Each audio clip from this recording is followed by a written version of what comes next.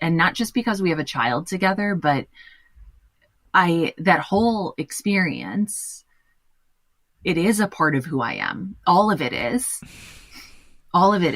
I mean, right. But it's weird because it gives you this weird, I can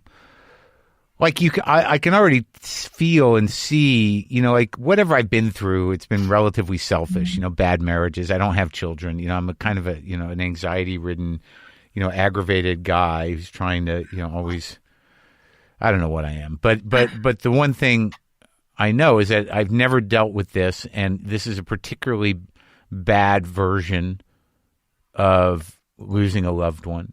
Mm-hmm. Really. It does open something in your heart, in your mind, about the fragility of life and sort of empathy, and because all of a sudden I've become sort of not judging myself against or competing, but I find myself really feeling for her family, and and I'm a pretty self-absorbed person, but now it's not so easy, when you hear about. I remember the other day, I just read, Hank Williams Jr.'s daughter died in a car crash.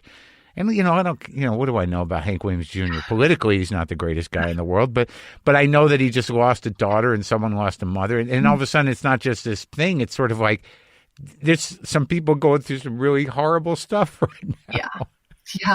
Yeah. And all around the world. Every day. Yeah. And I guess you don't move on, and it isn't that it's just a memory. But I think when people say that shit, especially older people, it's like they've seen it. They don't know what your inner life is, but it's just them trying to be helpful, really. It is. All these dumb things that people say are people trying to be helpful. And I think that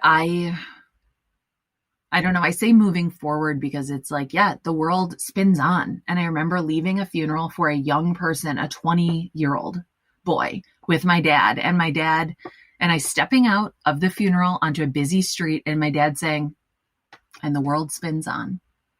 And I was like, yeah, fuck.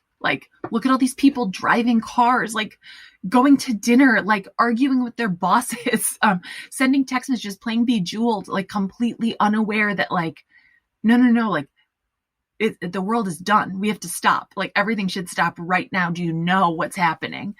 And well, that's what I think it does for the person who is there. And I think it's I don't think that I don't know, in just thinking right now about, I don't think they counter each other. I think it seems like putting death into perspective, which is something, humans have been trying to do since the beginning of consciousness, one way or the other, for better or, worse results. The entire challenge of humanity is accepting and knowing death, but putting it into perspective, right, for your own individual being. It is sort of weird that the ego kicks in like that. It's I know she's got friends, and they, everybody, I've moved on from people who I've known who died. They're just, the time stopped for them. Mm-hmm. But time stops for you somehow too. That time that they were here is now stopped, but you are here with the feelings in the absence. Mm-hmm. And I guess that's, that is part of that human growth thing, that whatever that does to humans, if it doesn't make them furious and yell and scream at God and feel like they're victims because they've lost somebody, then it seems to it's part of the evolution of people, is accepting that death happens and that these feelings happen, but there's nothing unusual about it. Yeah, it's not special. It's not. I have lived on. I am married. Matthew is the most beautiful soul. He and Aaron have so little in common, except that kind of everything in common. Yeah. But Aaron would be the life of the party, and Matthew would be like, "Oh, was I invited? Should I come in?" And and there's also these strange connections where Matthew was in one of the bands that Aaron really loved that I'd never heard of. I don't know any cool bands, but one of these Minneapolis bands that Aaron loved, and I have a whole storage unit full of his stuff, his clothes, his stickers, things for Ralph. And there's t-shirts from bands that Matthew was in, and they never met. But either way, he's been able to sort of afford you the space and the respect around this love you had, because I think you said in the TED talk that, you know, that they coexist. That you're able to move on and have had what you had with Matthew. You have your son, but you also have, you know, those feelings that they don't go away, and they don't, you know, but like, I do understand. Like, I was very quick to say that I'm not going to spend my life sort of sorting through, you know, her life. Mm-hmm. Do you know what I mean? Like, because I could see how people, because I see how people could do that, to stay close to the people they lose. And I think that when you say, well, haven't you moved on, it almost sets up this idea that the only alternative to that is to make your life and yourself a museum to the person who died. You know, is to say, like, this whole life is about their life. And people do that with their dead parents. They do it with their dead children. They do it with their dead husbands. And there is such a thing as being stuck in your grief. There is. Right. Yeah, I'm sure that there's like a psychological explanation for that.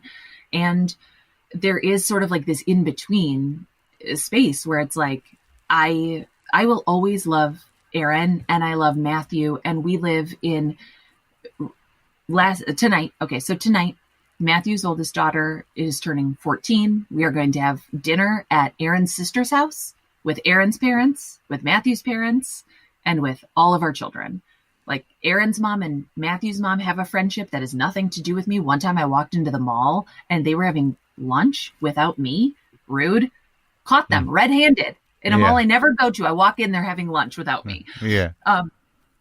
Like, they have, I don't know, it's really expanded my idea of what life and love could be in a way that I don't know, like, no little girl sits up at night being like, God, I hope I fall in love and he dies and then I'm a stepmom. Yeah. Like it's just. But I think what the more important thing is that it has expanded your sense of what love can be.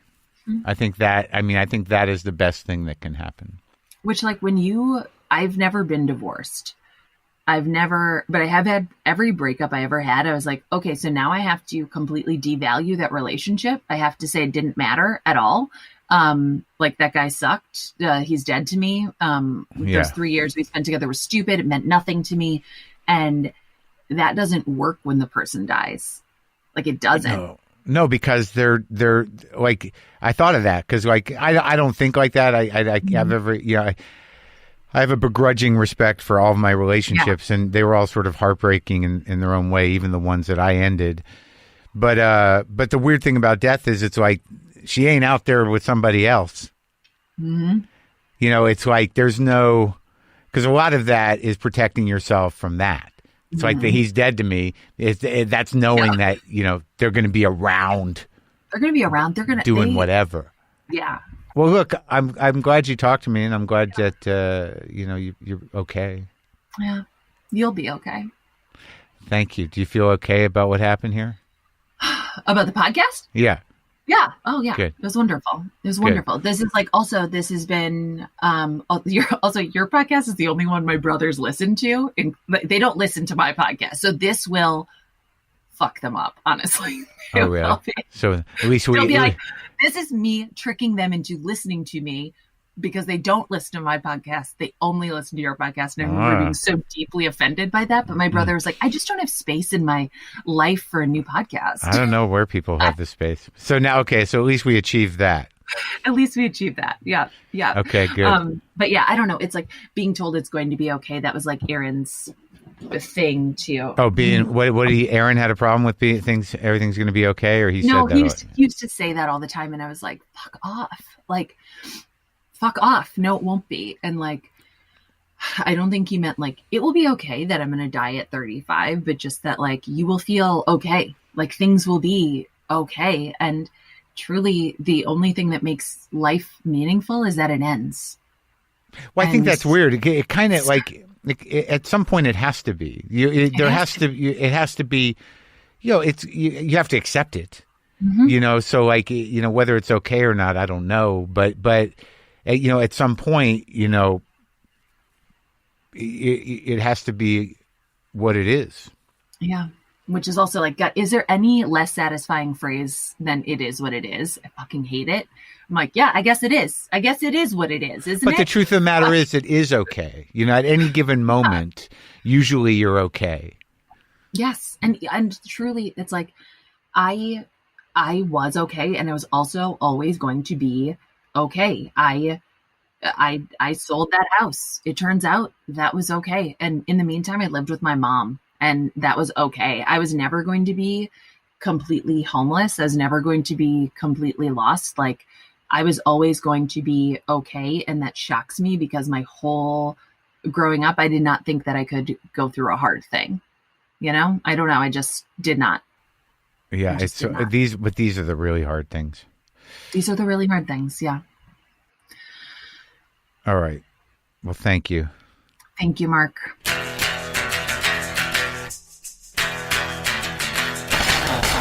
Okay, that was me and Nora, and her podcast is terrible. Thanks for asking. And now I will play some guitar for you.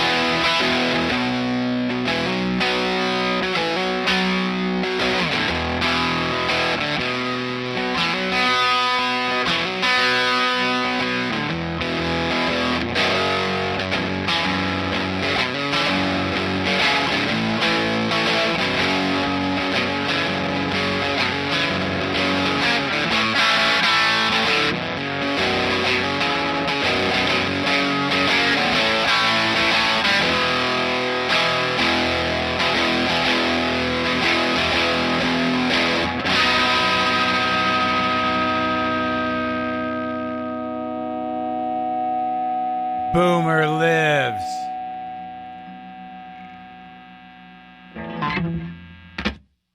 Hey, don't forget, Simply Safe is the home security for right now when feeling safe at home has never been more important. Simply Safe was designed to be easy to use while protecting your whole home 24/7, starting at 50 cents a day.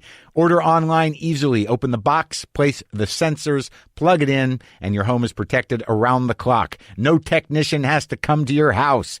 Head to simplysafe.com/WTF and get a free HD camera. That's simplysafe.com/WTF.